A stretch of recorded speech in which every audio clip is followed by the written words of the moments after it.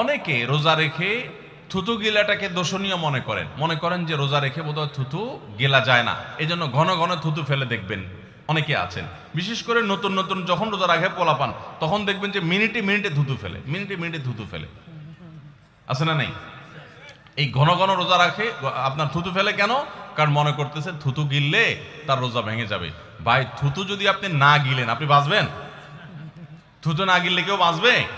যতই আপনি থুতু ফেলেন, আপনার থুতু তো কিছু না কিছু ভিতরে যাবেই। যদি না যায়, গলা শুকিয়ে গেলে তো আপনি মরেই যাবেন। তো এই জন্য এটা একটা ভুল যে আমরা মনে করি থুতু ফেলা লাগে। রোজা রেখে রোজার কারণে এক্সট্রা কোনো থুতু ফেলার দরকার নাই। আপনার মুখে বালু চলে আসছে, একটা মশা ঢুকে গেছে, আপনি রোজা আছে, এটার জন্য ভিতরে না যায়, সেজন্য থুতুটা ফেলে দিলেন, এটা ভিন্ন কথা।